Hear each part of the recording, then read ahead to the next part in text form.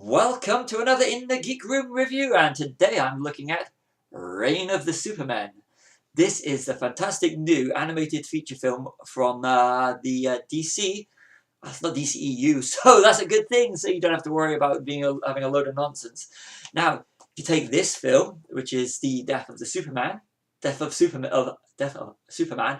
add it to Reign of the Supermen, and you have a movie that would last 2 hours 48 minutes, which is 17 minutes longer than this movie, Batman vs Superman, or just under 2 hours short if you add this one into it. Now, Justice League and Batman vs Superman. Now, these two films, that one, if you haven't seen it, well, spoiler warning, spoiler, Superman dies at the end of that. He comes back in that with a dodgy moustache that they CGI'd out. And now you take those and you're looking at just probably about 2 hours, I think, if it is, worth of movies here. Well, over 2 hours worth, well, just under 4 hours, should I say, worth of movies. And you have these ones too, rating at 2 hours 48. Now these two films alone tell a fantastic story. And this is it. These two on home entertainment release managed to do better and make a better story than these two, which it shouldn't be, because these translate perfectly to this. They could have literally done live action versions of Reign of the Supermen and Death of Superman, but DC and the DCEU went full tilt to try and make Marvel money, and that's the problem, is that trying to make Marvel money so fast, they just threw out the whole story. Now, back to the whole Reign of the Supermen thing, because I could be here all day actually talking about why the DCEU is why I don't like it. But Reign of the Supermen is what Justice League movie should have been, and what DC should have done if they did the groundwork before, like I said, and trying to make Marvel money. Warner DC's animated branch, to me, has been able to pull off what the movies can't. I mean, I'd love to have seen those at the Reign of the Supermen and Death of Superman on the big screen. It would have translated perfectly. I mean, Sony have been able to do it with Spider-Man Into the Spider-Verse, and of course Venom, which was live action, I admit, but running side by side with the new Spider-Man movies. So, but if Spider-Verse can run side by side with the Spider-Man movies live action, why shouldn't DC do the same thing? But that boat has sailed now, so they can't do it. The pacing in this movie is perfect. You don't see Superman until the end, but you don't miss the fact that he's not in it. And that's the thing that gets me, is that they made a Superman movie essentially without Clark Kent Superman up until, when he does make an appearance, which is quite a distance into the movie. It works. And that's what I love about Reign of the Superman. It actually, to me, is a better film than even Death of Superman.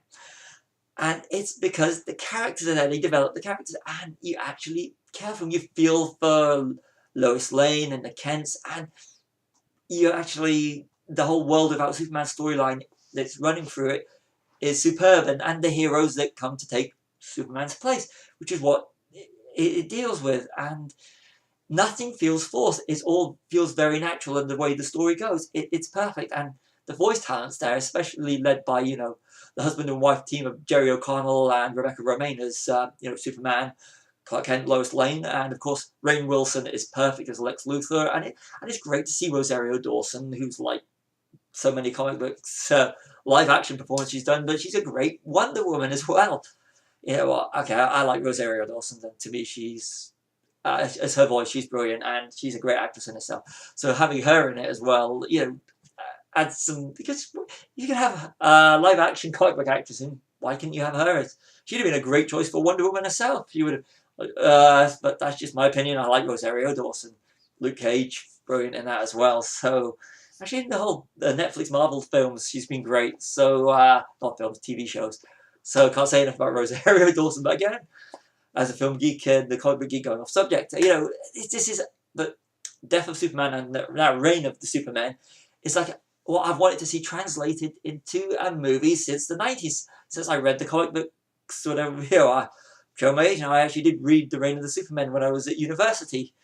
I think I've got this time right. It's either college or university, one of the two, but I did read them, and I loved the storyline. So to actually have a definitive take on it is superb. I mean, it's one of these things that, you know, didn't realise it came out. I knew that it had an American release, but I didn't realise it came into this country till I went into a supermarket and saw it there, and I was literally saw it, thought, I'm having this Blu-ray, and took it home, watched it with my fiance, and she enjoyed it as well, which is a great thing.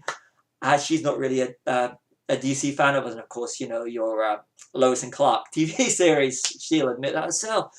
But I got her into watching, you know, the Superman animated and the Christopher Reeves movies. And I'll go as far as saying, and this is where I will show my bias, and I know a lot of people will disagree with me on this, but this movie here, Reign of the Supermen, to me is the best Superman movie since Superman 4. But I'm biased because Superman 4 was filmed in Milton Keynes, and I love filming locations. So Superman 4 will always have a soft spot for me. So this has been the best adaptation of a Superman story since Superman 4. Okay, but if you're talking about cinematically, you're talking Superman 2, the Dick Donner cut. So yeah, yes, if you like that sort of thing. And if you're in the UK and you do love them, just go Milton Keynes, you know, and purchase something Superman while you're there, because it was filmed there, and it's not hard to spot where it was filmed. If you're in Milton Keynes, big shout out to Milton Keynes. Well, I did not buy this from Milton Keynes. I should have, really, I know that. But yeah, going back to Reign of the Supermen. Watch this film. I'd love to see it being translated, the storyline, but you know, can't see it happening now with the way they're going with the Aquaman, which has generated money. Haven't seen it, don't want to see it, not my sort of thing. And with Wonder Woman, which I thought was heavily underrated. Like I said, with the DCEU, those two films, especially Reign of the Supermen, completely blows the others away. It does. All I can say is Warner DC. Change my mind, release a Zack Snyder cut of Justice League, and then I might change my mind if the Zack Snyder, because I do like Zack Snyder. I thought he did great with, at least he did a great job with Man of Steel. So you got to prove me wrong now. Prove me wrong that there is a better Superman movie out there, recent one, than this one, because you know what, Reign of Superman can't say too much about how rephrase it. I can't overstate how great this film is. Not just as an animated film, but as a film in general. It is thoroughly enjoyable, and like I said, check it out. Even if you're not a Superman fan, just go and watch this film. It's just really, really well done, and one of my better purchases recently as a film fan. So if you like films and you like comic book movies, even if you're just a Marvel fan, go check out Reign of the Supermen. Then if you like that, go check out Doomsday, find out how you got to the position where it starts. But just check it out. It's worth a watch. I can't overstate, like I said, how great this film is. I thoroughly enjoyed it. It's been another In the Geek Room review. Reign of the Superman. Really, really enjoyed it, as you can probably tell. See you all in another In the Geek Room review.